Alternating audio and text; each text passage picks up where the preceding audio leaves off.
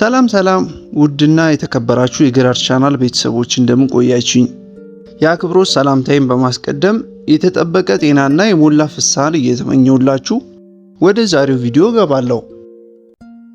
በዛሬው ቆይታችን አንድ ሰው ሙሉ በሙሉ ከአእምሮአችን አውጥተን ለመርሳት የሚጠቅሙንን 5 ወርቃማ መፍትሄዎችን እንመለከታለን።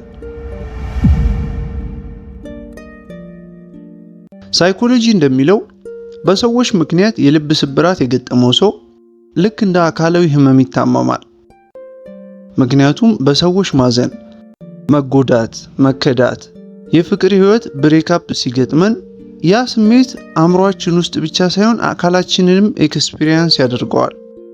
የምንወደውን ወይም በአንድ ወቅት ወደነው የነበረውን ሰው ስናጣ አእምሮአችን ያንን እንደ አደጋ ስለሚመዘግበው የስትረስ ወይም ውጥረት ሆርሞንን በመልቀቅ ተስፋ የቆረጥን ያህል እስኪሰማን የማናውቀው ዓለም ውስጥ ያስገባናል። የምስራቹ ታዲያ እዚህ ጋር ነው። ያ የልብ ስብራት ብሬክአፕ ሊሆን ይችላል። በተለያየ ምክንያት ከሰው ጋር የተለያያችሁበትና ያዘናችሁበት ጉዳይ እንደ ማንኛውም ቁስል ያንን ማዳን ይቻላል። የረሱንን ሰዎች፣ በአንድ ወቅት ብዙ ነገር አብረን ያሳለፍናቸውን ሰዎች መርሳት ይቻላል። ታዲያ የሆነ በአንድ ወቅት በፍቅር የወደቃችሁለት ሰው ዛሬውኑ እርሱት አልላችሁም። ነገር ግን ከዛ ህመም ወጥታችሁ ነፃነታችሁን እንድታገኙ ግን ጋብዛችኋለሁ በዛሬው ቆይታችን። ታዲያ ከዛሬ ጀምሮ እነዛ ሰዎች ይመጡ ይሆን እያላችሁ ምናልባት ተቀይረው የኔን ዋጋ ሲረዱ ተመልሰው ይመጣሉ ይሆን እያላችሁ ማሰብን አቁማችሁ ራሳችሁን ብቻ ትቀይራላችሁ።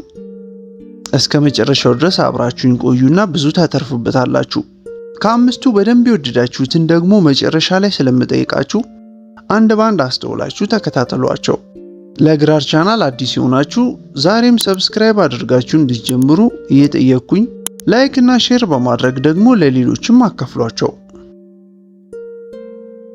አንደኛ፣ ትዝታንና ስሜትን አለመቀላቀል።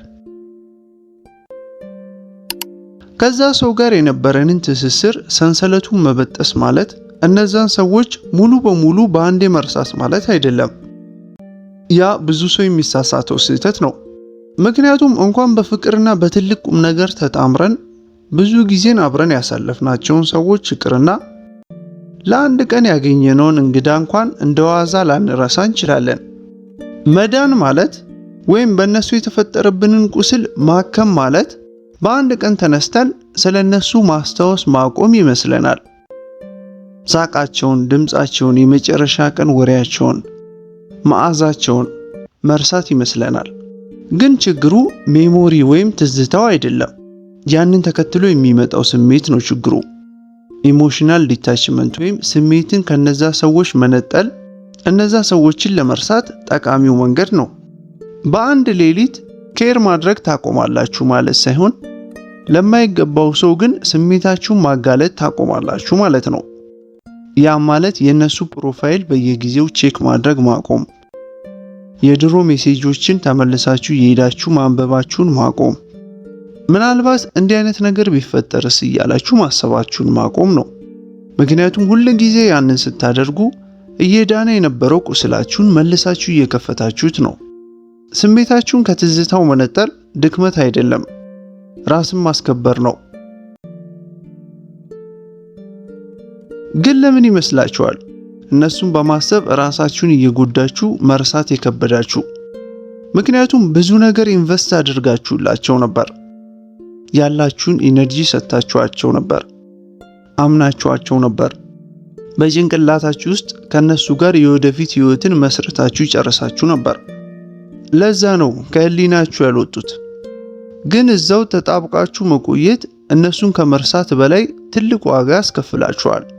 ታዲያ ስሜታችሁን ከትውስታና ከትዝታው መነጠል ከቻላችሁ፣ ስሜታችሁን ከነሱ ጋር መልሶ የሚቀሰቅስ ነገርን መቆጣጠር ከቻላችሁ፣ ቅዠቱን ሳይሆን እውነታውንም አምናችሁ ከተቀበላችሁ፣ የቱም ቦታ ስለነሱ ባለማውራት ከጠነከራችሁ፣ ትኩረታችሁን ወደ ሌላ ነገር ካዞራችሁ፣ በየቀኑ ራሳችሁን ከመረጣችሁ በትክክል ኢሞሽን እና ሜሞሪ መነጠል ትችላላችሁ። አንድ ቀን ከእንቅልፋችሁ ስትነቁም ስለነሱ ምንም እንደማታስታውሱ ታስተውላላችሁ። ህመም አይኖርም። የነሱ አዲስ ነገር ቼክ ለማድረግ ወደ ስልካችሁ እየሮጣችሁ አትሄዱ። ክብድ የሚል ስሜት አይሰማችሁም። ጀስት ሰላማችሁ ብቻ። ኢቭን ስለነሱ ትዝ የሚላችሁ ስለነሱ ከተወራ ብቻ ይሆናል። ያኔ ነው ስሜትን መነጠል እነሱን ማጣት ሳይሆን ራስን ማግኘት እንደሆነ የምትረዱት። ሁለተኛ ደግሞ ድልድዩን ማፍረስ። ምናልባት አንድ ቀን በድጋሚ እናወራ ይሆናል። ምናልባት በቀጣይ የሆነ ታምር ይፈጠራል እያላችሁ ቅንጣት ታክል ብትሆንም ተስፋን ትሰንቃላችሁ። ለዛ ነው መለያየትና መዳን የማትችሉት። ምክንያቱም በሩን ክፍት አድርጋችሁታል። ያ በር ክፍት ሆኖ እስከ ቆየ ድረስ ደግሞ ጨክናችሁ መጨከን አትችሉም። ድልድዩን ማፍረስ ታዲያ እነዛን ሰዎች መጥላት ማለት አይደለም።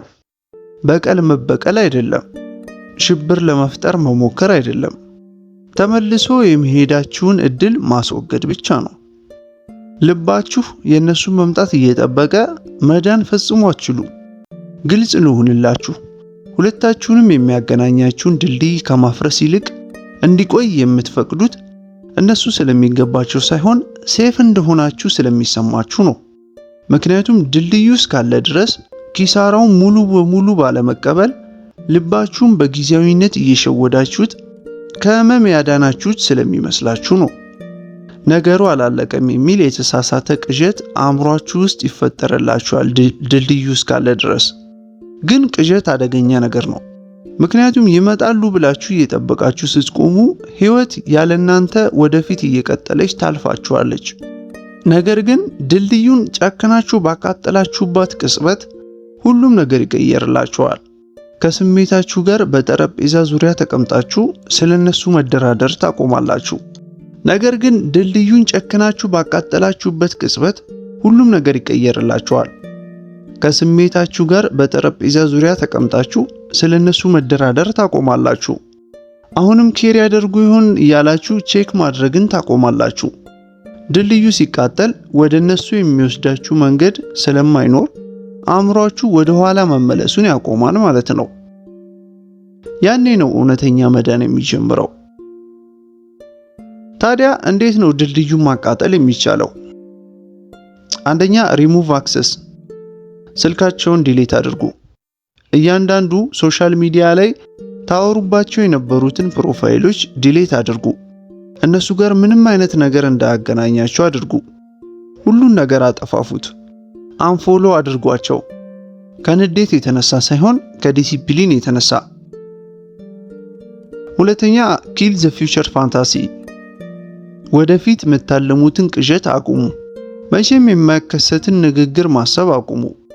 ያ የነሱ ማንነት በዚህ ምድር ላይ የለም አሁን። ሶስተኛ አክሰፕት ዘ ሎስ። እነሱን ማጣታችሁን ተቀበሉ። እነሱን ብቻ አልነበረም ያጣችሁት፣ ሲጀመር ራሳችሁንም አጣችሁት ነበር። ያንን ቅበሩት። በድጋሚ ግን ተመልሳችሁ አትሂዱ ወደዛ። በድብቅ ድጋሚ ለመገናኘት ተስፋ እያደረጋችሁ በጭራሽ ልትድኑ አትችሉም። ከኋላችሁ ድልድዩን እየተዋችሁ ወደፊት መቀጠል አትችሉም። ከትዝታችሁና ከሰላማችሁ አንዱን ምረጡ። ምክንያቱም ሁለቱም ሊኖራችሁ አይችልም።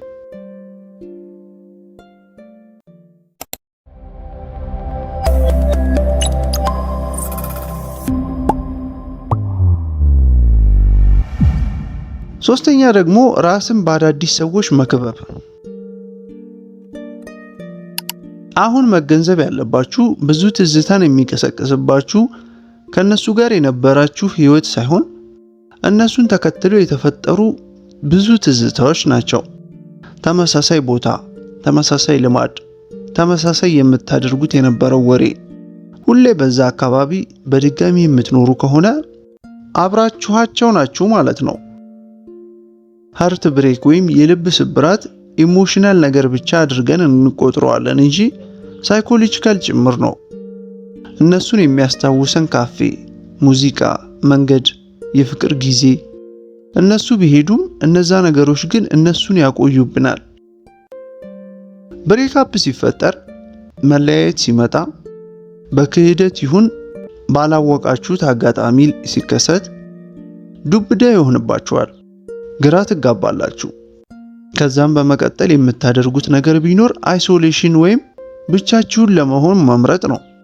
ኦቨርቲንክ ማድረግ ወይም የቧጥ የቋጡን ጭምር ብዙ ነገርን ማሰብ እና ሪፕሌይንግ ሜሞሪ ወይም ያለፈ ብዙ ነገርን ማስታወስ፣ ትዝታ መቆስቆስ።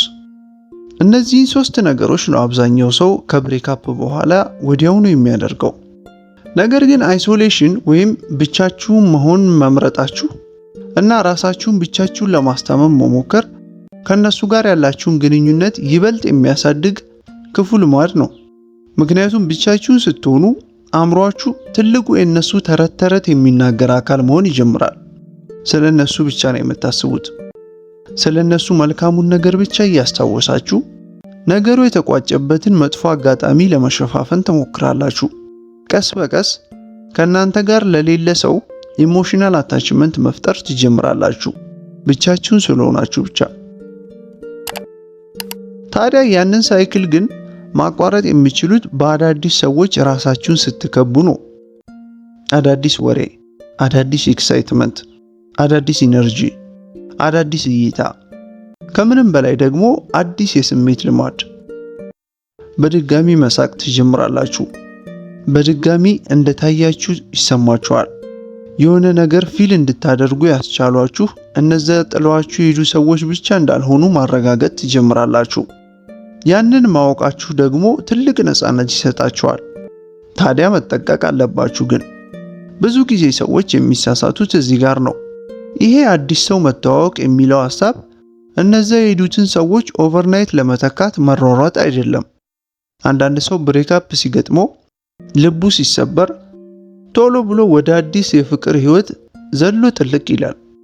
እንባው እንኳን ሳይደርቅ ማለት ነው አልቅሶ ከነበረ። ያ ትልቅ ስህተት ነው። አለባብሰው ቢያርሱ በአረም ይመለሱ የሚል ተረት አለ። እናንተም ከላይ ከላይ የሸፋፈናችሁት ያልዳነው ቁስል ነገ አደጋ ላይ ይጥላችኋል። አዲሱ ፍቅረኛችሁንም ያለ በደሉ ታስቀይሙታላችሁ። ታዲያ ቶሎ ያንን ሰው መተካት ሳይሆን በአጠቃላይ በአዳዲስ ግንኙነቶች ራስን መገንባት ነው። ሰዎችን ስትተዋወቁ በዓላማ ይሁን፣ እድገታችሁን እንጂ ጊዜያዊ ምቾት የሚሰጧችሁ ሰዎችን አትምረጡ። እና ደግሞ አዲሶቹን ሰዎች ከቀድሞቹ ጋር በፍጹም አታነጻጽሩ። በዚህ መንገድ ከቀጠላችሁ ከጊዜ በኋላ እየሳቃችሁ ጥልቅ ወሬ እያወራችሁ ህይወትን እየኖራችኋት ራሳችሁን ታገኙታላችሁ። ትልቁና ጣፋጩ የህይወት ምዕራፍ ገና ከፊታችሁ ይጠብቃችኋል። ዋጋችሁን ሳይረዳ በተለያችሁ አንድ ሰው ህይወታችሁን ለምን ታበላሻላችሁ? አንድ ቀን ስለነሱ ሙሉ በሙሉ ረስታችሁ ደስታችሁ ይመለሳል። እነሱን ለመርሳት ራሳችሁን አስገድዳችሁ ሳይሆን ህይወታችሁ ካለፈው የተሻለ ስለሆነ ብቻ። አራተኛ ደግሞ ስለነሱ አለማውራት። ሁሌ ስለነሱ ባወራችሁ ቁጥር ወደ ህይወታችሁ ጎትታችሁ እያመጣችኋቸው ነው። እያንዳንዱ ታሪክ፣ እያንዳንዱ ትዝታ፣ ሁሉም ነገር እነሱን ወደ አሁኑ ህይወታችሁ ያመጣባቸዋል። አእምሮአችን የሆነ ነገርን መኖርንና ስለዛ ነገርን ማውራትን ብቻ በሁለቱ መካከል ያለውን ልዩነት አያውቀውም። ስለዚህ ስለዛ ሰው ባገኛችሁት አጋጣሚ ሁሉ የምታወሩ ከሆነ እዛው ሰው ጋር እየኖራችሁ ነው ማለት ነው። ከዛ ሰው ጋር የነበራችሁን ታሪክ ሁሉ ለጓደኞቻችሁ በሙሉ ደጋግማችሁ ትነግራላችሁ። የተፈጠረውን ስህተት አናላይዝ ለማድረግ ትሞክራላችሁ። ያ ነገር ነፍስ እንዲዘራ ታደርጉታላችሁ። ግን ያንን ሁሌ ስታደርጉ ከነሱ ጋር ያላችሁን የስሜት ግንኙነት ወይም ኢሞሽናል ኮኔክሽን ታጠነክራላችሁ። እየዳናችሁ ሳይሆን ህመማችሁን እየተለማመዳችሁት ነው። ያንን ነገር ካቆማችሁ፣ ስለነሱ ማውራት ከተዋችሁ ነገሩን እንዲቆም ታደርጉታላችሁ። እነዛን ሰዎች መልሶ ለማግኘት የሚደረግ ትግል እናንተን ይጎዳችኋል። የሚወዳችሁ ሰው አይጎዳችሁም። የሚጎዳችሁ ሰው ደግሞ አይፈልጋችሁም። የማይፈልጋችሁን ሰው ለማግኘት ጥረት ማድረግ ደግሞ ከባድ ነው። ምክንያቱም እንዲሁ በነፃነት የሚፈልጋችሁን ሌላ ጓደኛችሁን አስቡ እስቲ። ከሱ ጋር መገናኘትና እሱን ለማግኘት መሞከር ፀሐይን የመሞቅ ያህል በጣም ቀላል ነው። የማይፈልጋችሁን ሰው ለማግኘት መሞከር ደግሞ ፀሐይ ዛሬ እንዳትወጣ ለመከልከል ጥረት እንደማድረግ ነው። ያን ያህል ይከብዳል።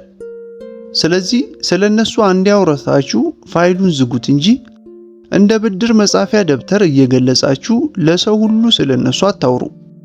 በወሬ መሃል ራሳችሁን አስታውሱ። ስማቸው ቢነሳ ወይም ስለነሱ ቢወራ ቆም ብላችሁ ራሳችሁን ጠይቁ። ወሬው ሲነሳ ሐሳቡን ለመቀየር ሞክሩ። ስንት የሚወራ ነገር እኮ አለ። ስለ ወደፊት ህይወታችሁ፣ ስለ እቅዳችሁ፣ መንገድ ላይ ስላያችኋቸው አስገራሚ ህፃናት ልጆች አእምሯችሁ ወደፊት እንዲያተኩር አድርጉት። በዚህ መልኩ ካለማመዳችሁት የሆነ ጊዜ የሆነ ሰው ስማቸውን ቢያነሳ እንኳ ስለነሱ የምትናገሩትን ታሪክ ረስታችሁታል። እናንተ ጀስት ሰላማዊ ጸጥታ ብቻ ይሰማችኋል። ያ ዝምታ ባዶነት ሳይሆን ነፃነት ነው። አምስተኛና የመጨረሻው ደግሞ እድገታችሁ ላይ ማተኮር ጀምሩ።